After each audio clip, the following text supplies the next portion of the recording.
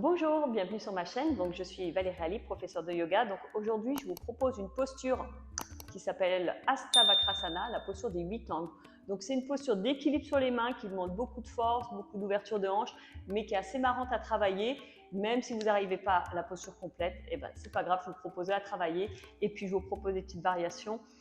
On va ouvrir les hanches, on va renforcer les épaules et on va combiner tout ça dans cette posture. Donc, on commence assis.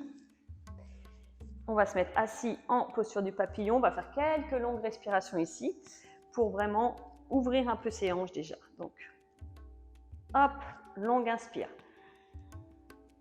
Longue expire.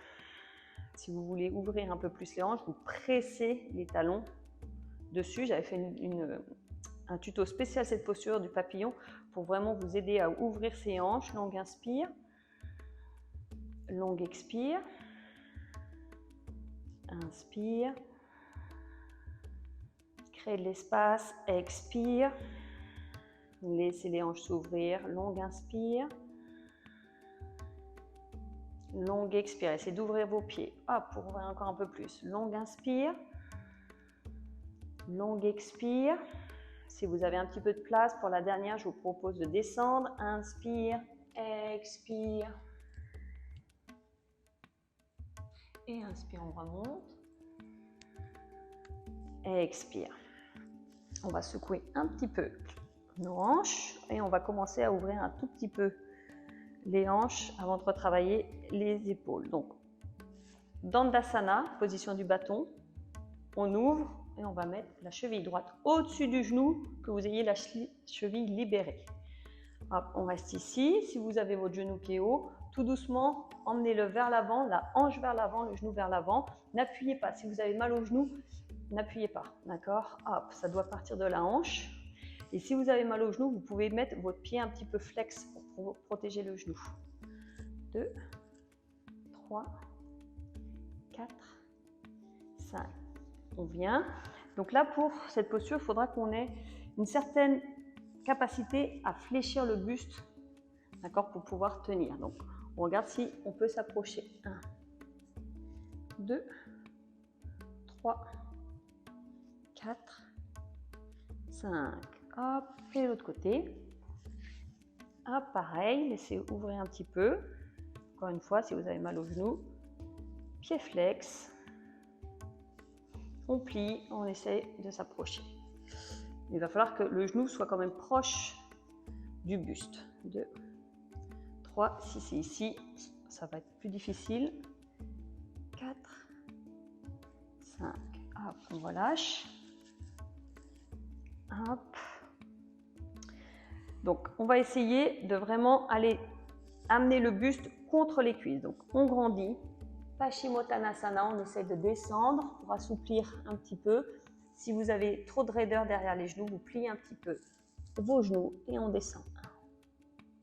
1, 2, 3, 4, 5.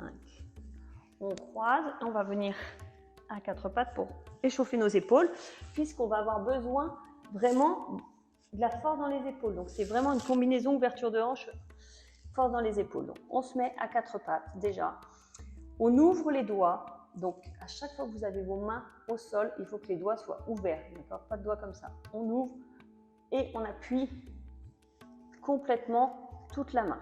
On va amener les épaules au-dessus des poignets et pousser le sol. Serrez le ventre, donnez un peu de mouvement. 1, 2, 3, 4, 5. Amenez les épaules au-dessus des poignets, serrez le ventre, on soulève. 1, 2, 3, 4, 5. On tourne, planche. 1, 2, 3, 4, 5. On va revenir au sol, poser un instant. On revient et il va falloir qu'on apprenne à plier ses bras. Donc, on va plier, donc comme si on voulait avoir les deux coudes au sol, on plie, on remonte, on plie, on remonte, on plie, on remonte, on plie. Une dernière fois, c'est juste pour avoir un petit peu l'idée du mouvement. Plier ses coudes. Maintenant, on va descendre notre planche en chaturanga. Donc, si c'est difficile, on va d'abord reculer les genoux, tourner l'intérieur des coudes vers l'avant, croiser les pieds. Donc, c'est comme si vous faisiez une pompe, mais en Ashtanga yoga et en yoga. En général, on va que dans un sens. Donc, on va toujours du haut en bas. Donc là, et on plie les coudes et on descend. Hop, je vous fais remonter pour avoir de la force, d'accord? Donc, c'est comme des pompes, sauf qu'on garde les coudes le long du corps et on descend. Ne vous écroulez pas et on remonte. Allez, encore 2 fois. On descend, on remonte, on descend, on remonte. On pose. C'est cette force-là qu'il va falloir qu'on trouve pour la posture des 8 angles. On va le faire en planche. Donc en planche, la posture où on descend comme si on faisait des pompes, elle s'appelle chaturanga. Donc on va essayer de descendre, de tenir notre chaturanga 5 et on s'écroule au sol, d'accord? Donc on pose les mains, on serre le ventre, on tourne les pieds, talons vers l'arrière, poitrine vers l'avant, une belle planche, on va la tenir 5. 1, 2, tournez l'intérieur des coudes vers l'avant, 3, les doigts ouverts, les mains plaquées, 4, 5. On plie les coudes, on descend, vous écroulez pas, vous gardez l'intégralité de votre ventre et de votre buste qui est engagé. On descend, ici on tient, 1, 2, 3, 4, 5. Ouf, on n'a pas besoin de remonter. Donc, il faut qu'il y ait cette force, d'accord? Cette force de tenir, on a besoin un petit peu du ventre aussi. Donc, on va essayer tout doucement de se lever. On va faire Navasana, 5, et après on soulève. Donc, on se colle. Hop, les mains derrière les genoux. Je mets 2 profils. Hop, Navasana. 1, 2, 3, 4, 5. On croise les mains juste devant les hanches. Inspire, on soulève. Hop, et on descend. D'accord? On va avoir besoin aussi de cette force pour se soulever. On essaye de tout combiner et on essaye tout doucement de rentrer dans cette posture. Il nous faut aussi un peu de souplesse dans les jambes. Donc, je vous dis, il y a beaucoup de choses. Ce n'est pas une posture débutant, hein, c'est une posture avancée. Mais vous pouvez essayer, voir d'où vous en êtes. Et puis, des fois, ça permet d'avoir un petit peu de fun dans sa pratique.